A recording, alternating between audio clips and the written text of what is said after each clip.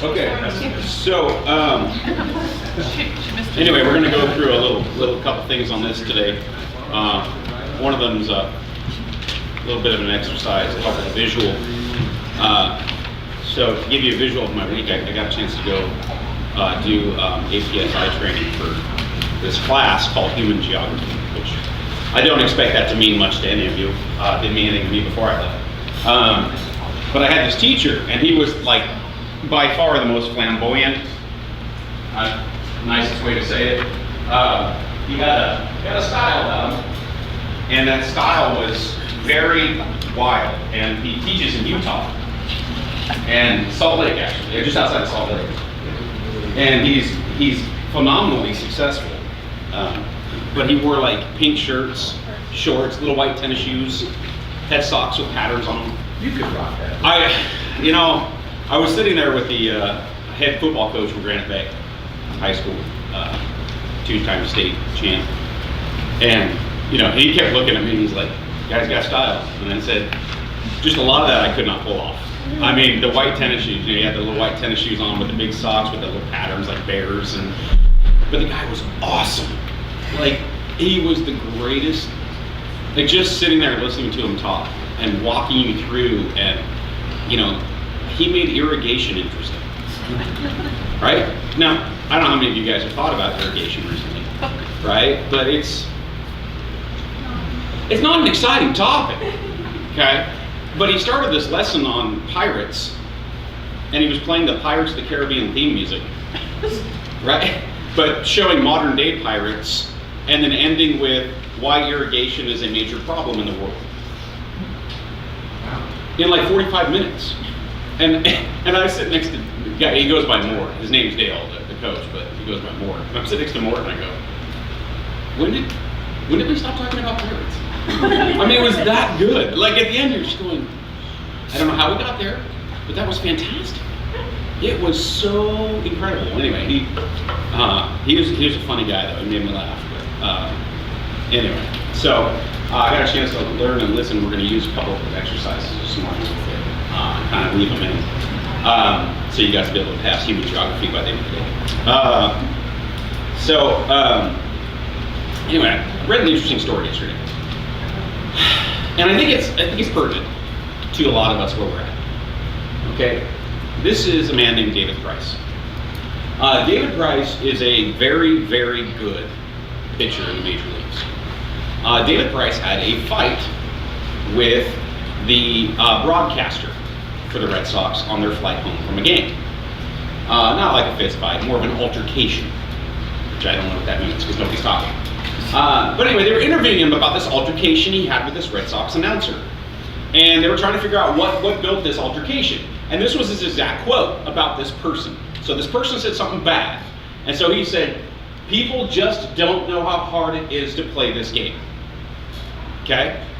Which on the surface is a very true statement. Most of us who are just commoners, who are not professional baseball players, or did not try and fail marvelously at being a baseball player when you were a kid, you don't know how hard it is to play the game. So he's coming out, so the news of this altercation sort of spread, and David Price is talking, and he just says, people just don't know how hard it is to play this game. The problem with his statement is this. The person that he was having the altercation with is a guy named Dennis Eckersley. Okay? Dennis Eckersley owns one of these. That's a Hall of Fame plaque. Okay? Dennis Eckersley does know, and way more than David Price, how hard it is to play the game. Dennis Eckersley struggled with alcoholism, almost had his entire career derailed. He's the only pitcher in Major League history to have 200 wins and 200 saves. He's a Cy Young Award winner and MVP. A lot of things David Price is not. He overcame probably the most embarrassing moment, most humiliating moment in the history of baseball. He was the guy that threw the pitch to Kirk Gibson. And if you're a baseball person at all, you remember Kirk Gibson running the bases, dragging one leg, and his arm fell off. Anyway, it's very, very exciting. But Dennis Eckersley does know. He does not just know how to play the game, but he also knows how hard it is to overcome adversity. He knows how hard it is to battle through problems. He knows how hard it is to deal with things. He knows how hard it is to make positive adjustments.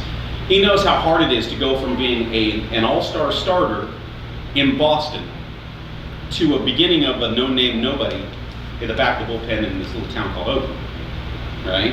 And then he also knows what it means to completely redefine a position.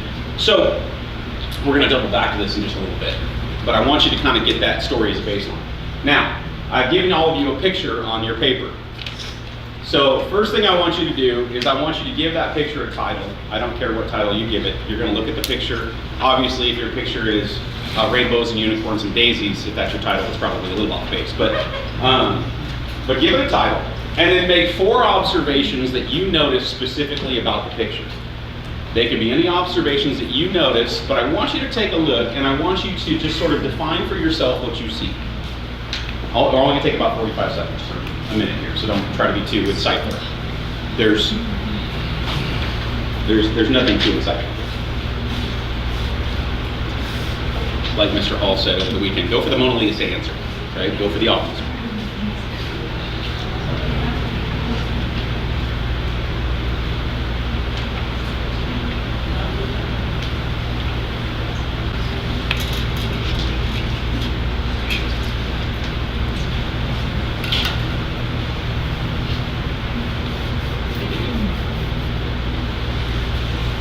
Okay. If you didn't get 4, it's okay. I'll still give you full credit at the end of the day. So, taking a quick look at the picture. How many of you guys had a title somewhere in the neighborhood of life and death, creation and destruction, Exactly. something like that? Life and death, there you go. Anybody have something really creative that you want to share? Light and darkness. Light and darkness, okay.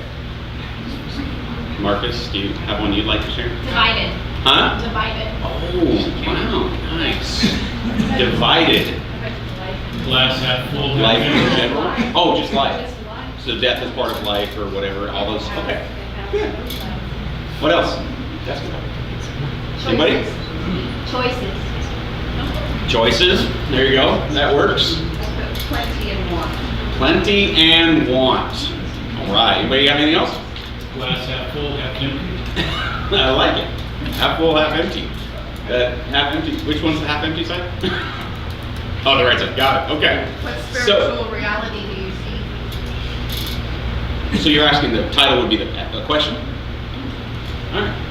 So most of us, when we look at those observations, we see basically 2 sides, right? And so we have a side that has obviously a slightly bleaker look, I guess depending on how you look at it, right? Anybody have an observation from it they'd like to share? The light side still has dark clouds on it. It does.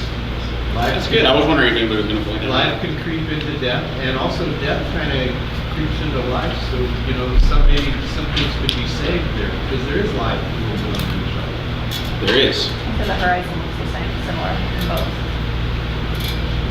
What you see is darkness and light, but in the background, the horizon looks very similar. But life has light, and death is darkness. Light is light and death is darkness. All right. Anybody else? There's a trail on the light side and there's dry ground on the dark side. Okay.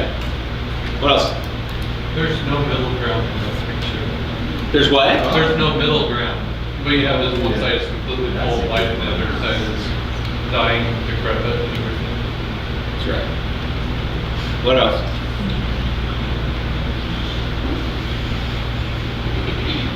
Okay. It needs to be dead. Trees dead. There's nothing working. And it doesn't make sense because there is more clouds on the dry side, which should be rain, and therefore should be moist, but it's all dry and crackly. But they're not rain clouds. Smoke clouds from the dunes of the volcano of death. You see it back here. It's right there. Maybe you didn't see Fire in the it. background. Maybe you didn't see, what's the The one? earth opening up. Krakatoa. All right. So a lot of good observations. All right. So we're going to keep doubling back to that image in your observations. For we know that since Christ was raised from the dead, he cannot die again. Death no longer has mastery over him. The death he died to sin once and for all. But the life he lives to God. So we really have two descriptions here in terms of what Jesus went through. He died for sin once, and for all sin once. And then he found life, and his death was to take away the power of sin, and then ultimately his life, he now lived to God, is what Paul's talking about. So he's talking about this idea of living to God. Living for the sake of understanding our lives as both an offering, because he was an offering. We have purpose, because he fulfilled his purpose.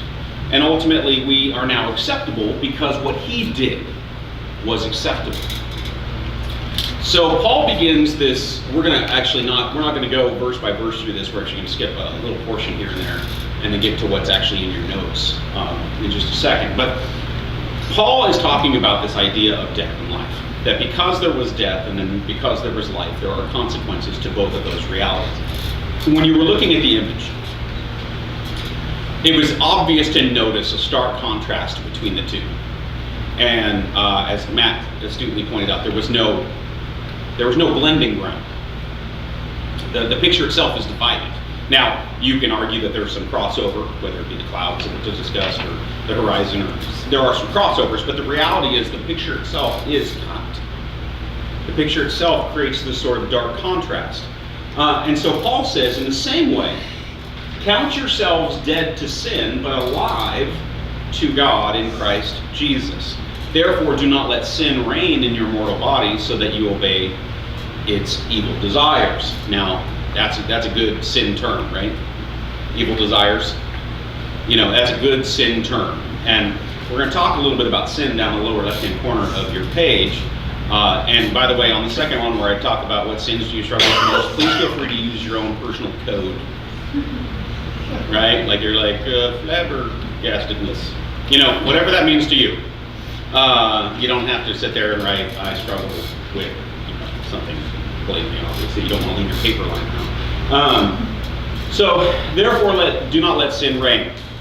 Do not offer any part of yourself to sin as an instrument of wickedness, but rather offer yourselves to God as those who have been brought from death into life, and offer every part of yourself to him as an instrument of righteousness.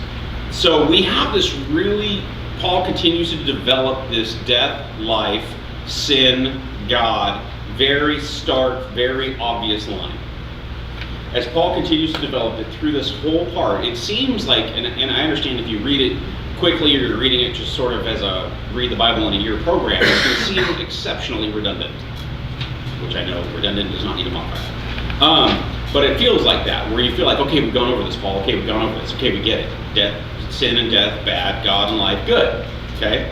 But what he's talking about is he continues to sort of develop this metaphor so that you understand the stark nature of the contrast, is that we can offer ourselves as an instrument of wickedness by living to sin, or we can offer ourselves an instrument of righteousness by living to God. It is not the same as when we talk about, sometimes as Christians we talk about living for God. In Paul, he's talking about living to, which is delivering ourselves as. Now, what we go and do, that's the for. But we're living as though we are an offering to God. So our lives are meant to sort of be this altering, this altar offering. Our lives are meant to be this sort of, in essence, who we are in everything that we do, an offering to God. And it's a very, very deep, very strong metaphor that really he's continuing to try to develop. Because in the end, his goal in all of this is so that you understand sin is no longer your master, because you are not under the law, but you are under grace. So because Christ died and cannot die again, because Christ lives and lives to God, you died to sin, I died to sin, and should not need to die again. The idea that there is a change. So when we talk about sin to us, for a lot of us, we hear the term sin in church, and we hear about evil desires, right? And I think for some of us, we have a narrative of what sinful, evil desires are in the church. We have an understanding of what those things are. When we hear sin, what do we think of? What do we get to? I left you some space here to fill those things in, because it's important in understanding your narrative. So when you hear a pastor stand up, or an evangelist, or whoever, and they say the word sinful desires in the church, for a lot of us, we tend to sort of project things that aren't, maybe some of them are our problems, and some of them maybe were our problems in the past. But it's amazing how quickly sometimes we get the image of somebody. Somebody we know who's struggling with something. And we start thinking about somebody who's struggling with something that we know is sin, and we're concerned for them. Right? Or with somebody who's struggling with some kind of sin and we're worried about them. Or, we tend to project. But the reality is, what is it that's our stuff? Sins that are overlooked a lot. Like we talk about pride a lot. Pride's a good one, right? We like to bang away at pride. But there's a lot of sins, a lot of things that we struggle with constantly that really are not something that we talk about, they're not something that we want to deal with, or not something that we would be an A-list sin. Right? It's not getting the celebrity that, whatever other sins do. And so make some notes on that and who you are. So we're going to skip ahead now to the part that's actually in your notes, right in the middle, starting at verse 20. When you were slaves to sin, you were free from the control of righteousness. Anybody feel that reads a little backwards from what you expect? And how Paul writes it, right? When you were slaves to sin, you were free from the control of righteousness. Now, a lot of us go, wait, what? Does righteousness control me? You can't control me, that's wrong, right? I make my own decisions, right? But you were free from the control of righteousness. So the control of righteousness, it keeps us living too. This is not meant to talk about the sort of zombie-esque control of righteousness in our lives, although there are times in our lives where we wish that was the case. But the reality is it's talking about this sort of righteousness that allows us. Anybody ever go bowling and make sure the bumpers are up? Right? That is really helpful. It is. It's great because almost always the ball makes it down to the end. If it doesn't, it'll hop a lane because you threw it too fast or whatever. But bumpers are great, right? I mean, they're helpful. They keep us kind of, in check. They keep us, moving in the right direction. And when we talk about the control of righteousness, it keeps us living on mission so that we don't get distracted or we don't get diverted by our sin. And like I said, the reason I wanted you to list your, the sins that you genuinely struggle with, like I said, do it in code. If you like, if you're worried, your neighbor has a nosy eye. And wants to know how to pray for you. The idea is I get that, for a lot of us, I want you to write it down because I think for a lot of us, when we start really thinking about the ones we struggle with, it's not always the A-list sin. It's not the big time stuff. Some of you maybe. But really it tends to be the little stuff that constantly diverts you. It's the stuff that diverts you every day. It's the stuff that gets you off track. It's the stuff that gets you off focus. It's the stuff that gets you off mission. It's the stuff that takes you away from being a sacrifice to God that day and makes you something other than that. And you become an instrument of wickedness.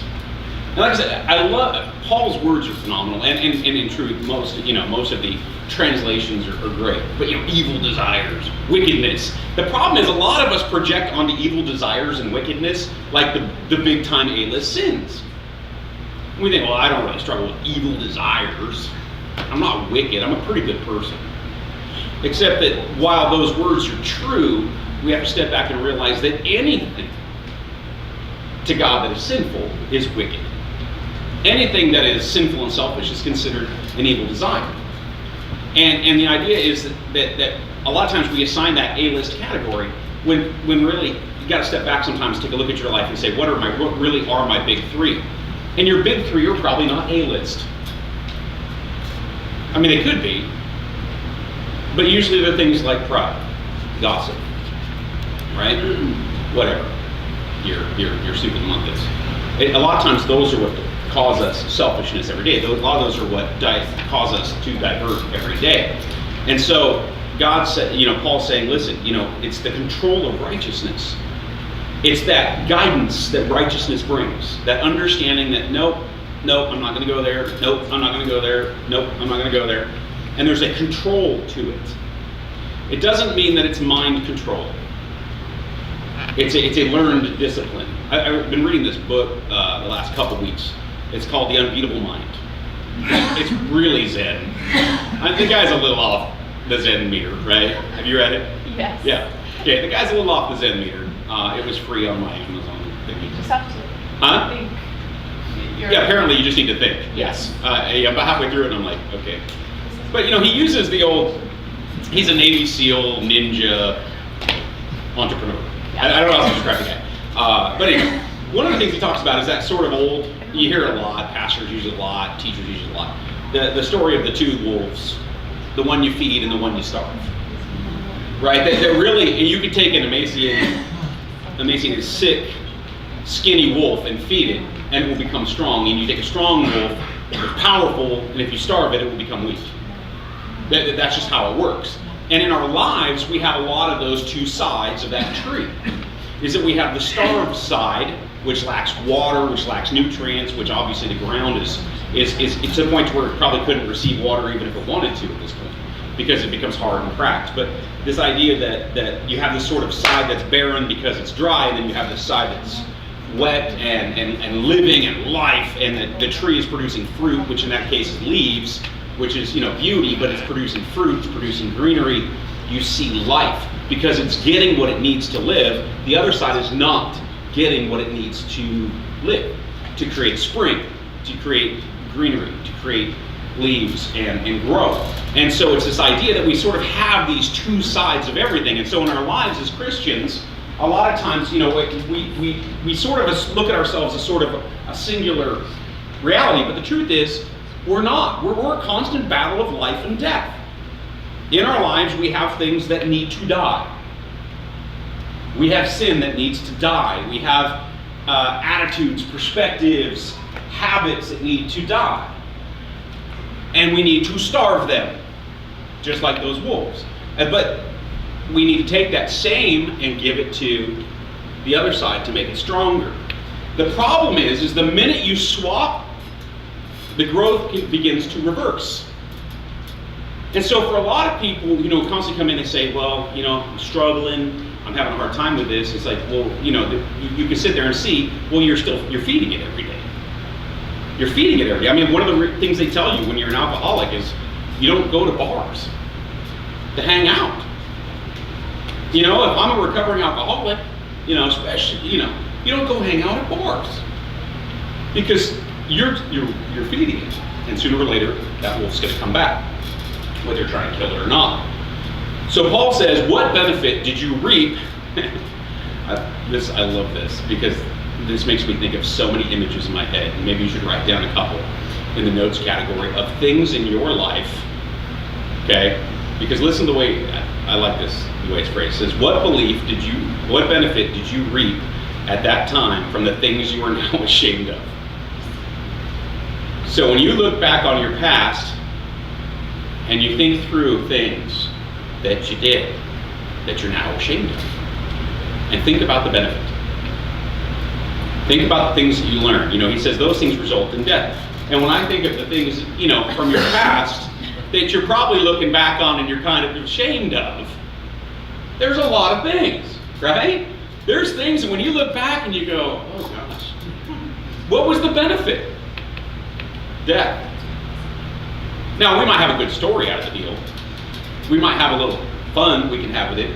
But when you look back on your life and you think about all the times that you embraced sin, that you chose sin, that you chose to feed that wolf, you chose to feed that side of life, how many times did you look and go, God, those are great benefits. I'm really glad I did that. Now, this is not talking about having fun, doing dumb things. This is talking about sin. This is talking about choosing to violate the Word of God's wishes. And so when we look back on it, we think, how many times do you look back and go, thank God? I mean, I had a pretty sweet mullet when I was a kid. And I only look back on it now and talk about it because it's self-deprecating. I genuinely don't look back on it and go, yeah, right? You look back on it and you go, what an idiot, right? I mean, that's what I do. That's not me, though. That's what I do, right? When I look back on those times that you make decisions or you choose things, and you know that they were sinful choices. Do you look back on your life and you go, thank God I was selfish? It's hard. And I talk to Lisa about it all the time. As a coach, he coaches his kids in a lot of things. There's a lot of times I wish I could be a very selfish dad when it comes to that. Because I really want to be. I want to be like, no, my kid gets the ball 47 times this game. I don't care what any of you think. Haha. Right? I want to be that way sometimes. But then I realized that in the long run, you can't live with that. Well, I can't. I know somebody has a problem with it, but the reality is that when you look back and you think through all this stuff and you step ahead, just like Paul's saying, is I'm now ashamed of those things. So what was the benefit? There is none. That's why Paul says it brings death. And he says, but now we're getting to the conclusion this morning. He says, now that you have been set free from sin, you have become slaves to God. So we've got some great terms going this morning, right? Slaves to God, the control of righteousness. These are all things that right? Society be going, church. Slaves to God, controlled by righteousness, dogma, right? They don't care, so not progressive, right? These are the kind of words that this is stuff you start putting this on Twitter, you're going to get labeled quick. It says where you became slaves to God, the benefit you reap leads to holiness, and the result is eternal life. So Paul says that you have this development of the things that you're now ashamed of, those bring death. The choosing to be a living offering to God brings life. And that life then brings eternal life. And holiness is a great word. Holiness is a very hard word to define. The standard definition of holy is set apart. Okay? But biblically, it's still a very hard word because when you say God is holy, well, obviously we can't achieve that, right? So if God is the standard of holy, we are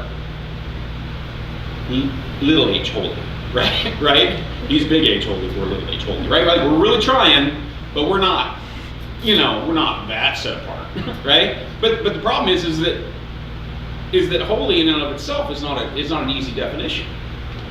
Because, I'm pulling from my Old Testament ethics class that I despised.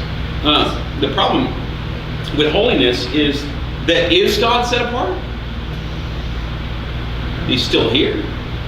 He mingles with us.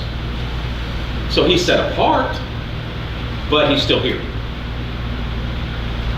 He's set apart, but he still connects with us through Christ, right?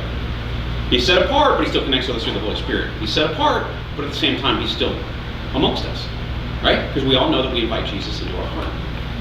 And if he's moving in here, he's going to have a hard time being set apart because he's in my heart.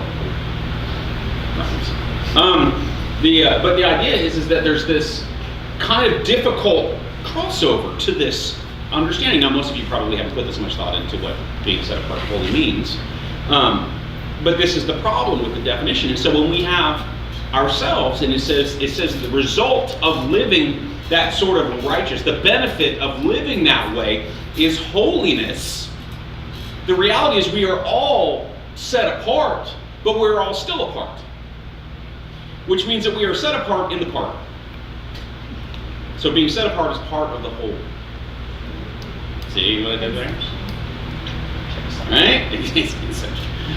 Right? But that's the thing. Is that we are a part of the world. That's why the Bible says, be in, but not of. Good knowledge. Right? Are we supposed to be in the world? It says to go ahead and be in it, right? We're not, if you want to move to a mountaintop and ignore everyone and just meditate till death.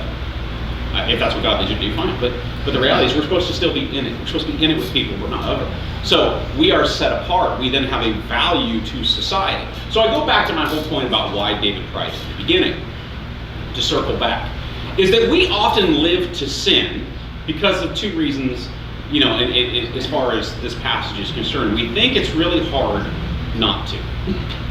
So therefore, it's excused.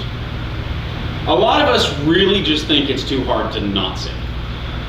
It's really difficult. And so therefore, we give ourselves about 15 to 25 times a day where we can just blatantly sin and accept the fact that we're still trying. Right? And we also think that no one, not even Christ, really understands our struggle, and so we feel powerless to change. David Price's comment to Dennis Eckersley was, "You don't know how hard it is to play." You know, and I get some of that's just America, right? Young people tend not to respect people who've come before them, tend not to respect mature people, but the reality is David Price is 31, not a kid. Just sit there and look at somebody who's a Hall of Famer and go, "You just don't get it." But how many times have you really said that without saying it?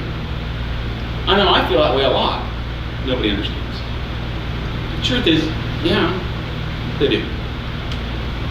And sometimes I feel like that when I'm praying, when I'm talking to, you know, Jesus, and I feel like I need to explain things, right? Like, Jesus, this is really hard. And he's like, yeah. Right? And that's how it feels sometimes. And sometimes I feel like when I'm explaining myself and I'm talking to God, I'm like, you know, there's no solution here. And he's like, yeah.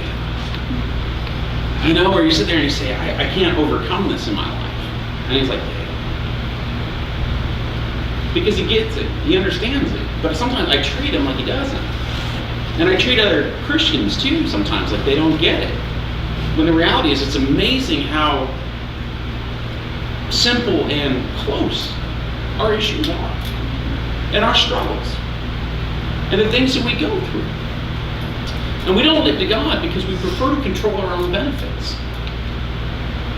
We choose lesser benefits. Now we don't look, like, I think very rarely do we ever look at sin and go, I choose death.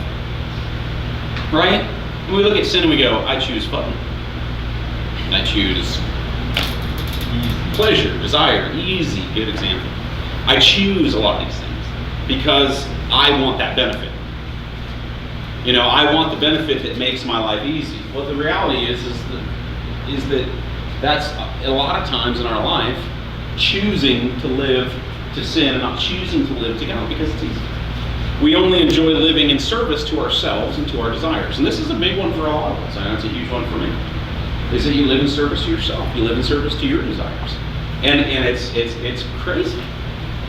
It's really, really difficult. I had a great opportunity to sit next to, he called himself an ex-Christian, but I'm not sure what you're allowed to call people that aren't Christians anymore. There's so many names out there. But we had football in common. So we talked football. And we talked football. And we talked about the church, and we talked about how much he hates it. He grew up in it, but we went out to dinner Wednesday night, and he was talking to me, and he ends up, it was one of the best compliments I ever got. He said, I wish I would have met you 10 years ago. When he was beginning his transition away from the church, because, he's like, nobody ever told me it was okay to be mad and not like this stuff.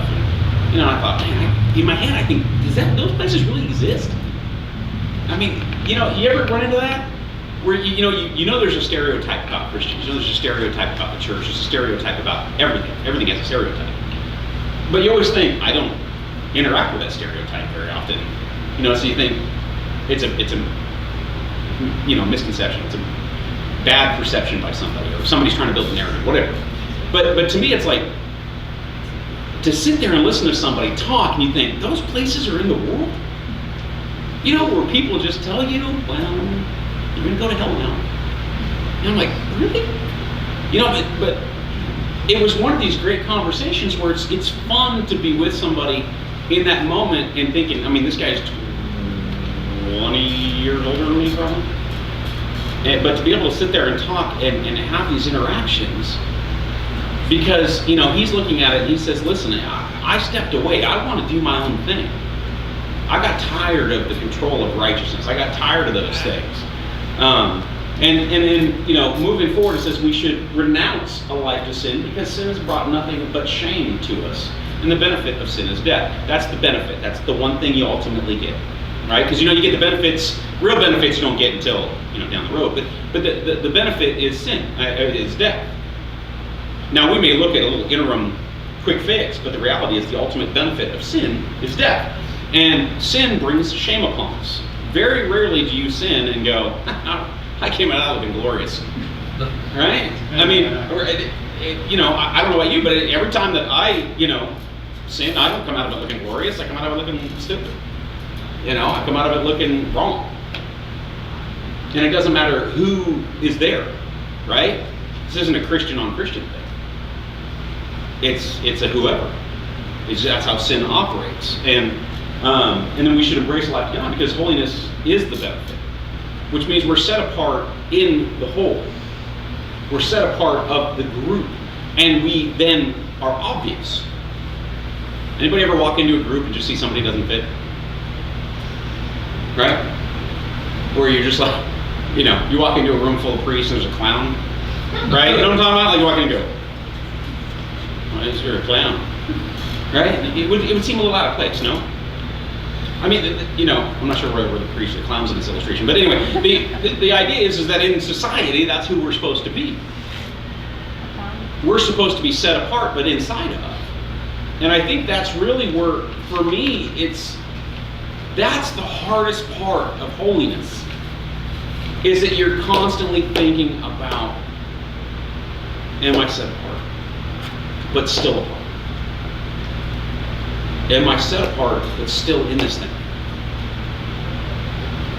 Do people in my circle, my culture, my community, know? And that is the hardest part. But it goes back to the wolf. It's the feeding the one that matters and making the other one die. But, you know, like I said, to me, I think the fallacy in that whole illustration is that ultimately, I mean, the other one never really dies. If you start feeding it again, it's right back in there. It's like a starfish. But 2 starfish doesn't sound quite scary. But you know, but it never really dies. It just sits there until you throw it a stick. And then it gets stronger. And we throw it another one. Before you know, that sin begins to be powerful in our lives again. And we're like, where did that come from? Thought I got rid of that problem. And then we realize, and you look back and you go, oh, yep, I remember the day I started feeding it again. Whether it was my eyes or my ears or whatever. So the reality is, like I said, I'm coordinating Christ, so I didn't like to get picked on. But the reality is sometimes we just have to be careful of our context of any situation. And try to remember who we're talking to also helps in Christ's case. But, you know, for us, it's remembering that we have to step back and say, there are plenty of people who get it. There are plenty of people who can help. There are plenty of people who understand at a greater level than I do. And Christ always knows and gets it. So I need to make sure that I approach him with that kind of understanding. So we are going to receive offering this morning, and we are going to close in prayer, and then I'll do a couple of announcements while the offering is expeditiously flying around the room.